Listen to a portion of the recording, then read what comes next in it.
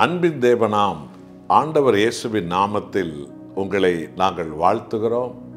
மனதிற்கும் உள்ள தேவனுடைய அரவணைப்பில் இந்த நாளை அர்ப்பணியுங்கள்.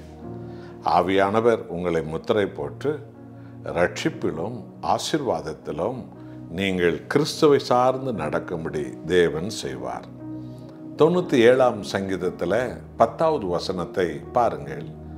தேவனுடைய அன்பின் செய்தி நமக்கு இங்கே சொல்லப்பட்டிருக்கிறது.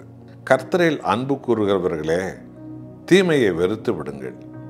அவர் தம்முடைய பரிசுத்தவான்களின் ஆத்துமாக்களை காப்பாற்றி துன்மார்க்கரின் கைக்கு அவர்களை தப்புவிக்கிறார். எத்தனை மனதிற்கும் உள்ள அற்புதமுள்ள ஒரு தேவன் என்று கவனித்து பார்த்தீர்களா? அன்பானவர்களே, அன்பின் தேவமாம் கர்த்தராகிய இயேசுவை அன்பு கூறுகிறவர்களே, தீமையை நாம் வெறுத்து விட வேண்டும். அநியாயங்களை வெறுத்து விட வேண்டும். பொய்களை, பித்தலாட்டங்களை, மோச நாசங்களை, தவறான வழிகளில் பணம் சேகரிப்பதை, பொருள் ஈட்டுவதை, பிறர் பேரை கெடுப்பதை, மற்றவருடைய குடும்பங்களில் குறுக்கிடுவதை, சுயநல பெருமையை நிலைநாட்டுவதை, மறைவான பாவங்களை, தேவனுக்கு அருவருக்கிற அக்கிரமங்களை எல்லாம் வெறுத்து விடுவது. இதுதான் உண்மையாய் முழு உள்ளத்தோடு, முழு பலத்தோடு, முழு அன்போடு, முழு ஆத்மாவோடு ஆண்டவராகிய இயேசுவை அன்பு செய்வதின் அடையாளம். தனது பரிசுத்தவான்களை தப்புவிக்கவும், பொல்லாதவர்களுடைய திட்டங்களின் தன் பரிசுத்தவான்களை விடுவித்து உயர்த்தவும் தேவன் வல்லவராயிருக்கிறார்.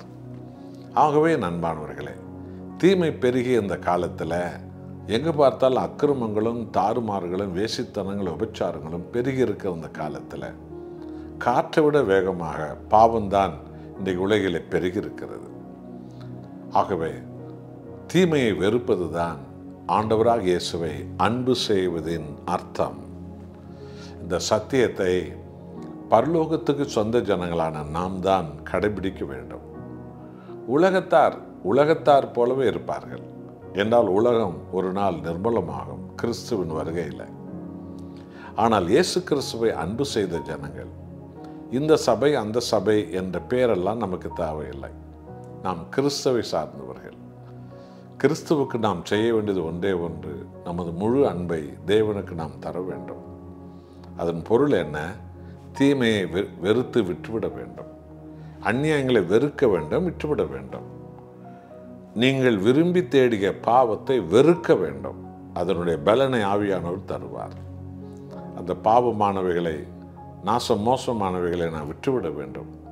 இதுதான் ஆண்டவராக இயேசுவை ஒருத்தி அன்பு செய்கிறாள் என்பதனுடைய பொருளாகும். இப்படிப்பட்ட அபிஷேகத்தை இன்றைக்கு பெற்றுக்கொள்வோமா? ஜெபம் செய்வோம். அன்புள்ள நேசரே, எங்கள் மேல் நீர் வைத்த அன்பு, துரோகிகளான எங்களை மீட்க நித்திய ஜீவனான பலியை சிலுவைகளை கொடுத்தீரே. சண்டாளர்கள், அக்கிரமக்காரர்களான எல்லோரும் மீட்படையும்படி இன்றைக்கும் அன்பாய் அழைக்கிறவரே, உம்முடைய அன்புக்கு ஈடு ஒன்றுமே இல்லை.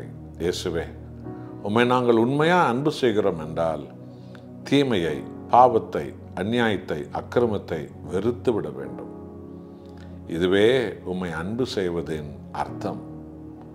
வெறும் மெழுகுத்திரி கொளுத்து வைத்து விடுவதல்ல, பூக்கள் போடுவதல்ல, அதுவல்ல.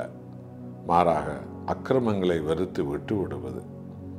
இதுவே கிறிஸ்துவின் மேல் நாம் வைத்த உண்மையான அன்பு. இப்படிப்பட்ட அன்பின் ஆவியால் எங்களை உணர்த்தி தீமையை வெறுத்துவிடும் பலத்தை எங்கள் எல்லோருக்கும் தாரும். ஆசீர்வதியும் உடைய ஜனங்களை இயேசுவின் நாமத்தில் பிதாவே, ஆமென்.